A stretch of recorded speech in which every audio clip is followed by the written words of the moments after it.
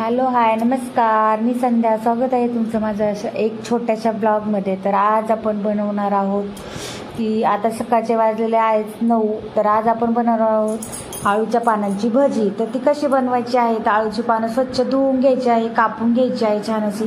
त्यानंतर हिरवी मिरची, मीठ आणि लसूण वाटून घ्यायचं आहे.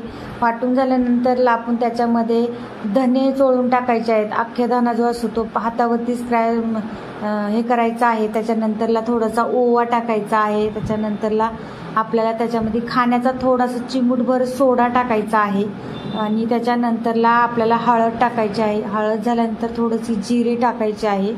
जिरे टाकल्यानंतरला थोडं पाणी त्याच्यामध्ये बाजरीचं पीठ टाकायचं आहे आणि बेसन पीठ टाकायचं आहे. बेसन पीठ टाकून झाल्यानंतरला थोडं पाणी करून जे आपल्या वाटलेल्या याच्यामध्ये भांड्याचं पाणी असतं ते मिरचीचं तेच पाणी टाकायचं आहे आणि अगदी जास्त पातळ वगैरे करायचं नाही आहे. आणि छान असं घट्टसर गोळा म्हणजे मळून घ्यायचा आहे. जसं आपण भजीला बनवतो तसंच मळायचं आहे. जास्त बेसन पीठ वापरायचं नाही, जेणेकरून आपली भजी सुटली पाहिजे तेलामध्ये छान अशी. नाहीतर मग चिकट जर जास्त पीठ झालं तर भजी कुरकुरीत होत नाही, तेलकट होतात आणि नरम पण होतात. तर इथं छान असं आमच्या सासूबाईंनी ही भजी आम्हाला बनवून खायला घातली.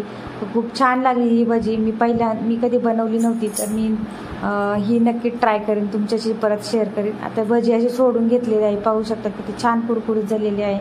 तर व्हिडिओ पाहिल्याबद्दल खूप खूप धन्यवाद आणि व्हिडिओ आवडल्यास लाईक शेअर सबस्क्राईब नक्की करा. बाय.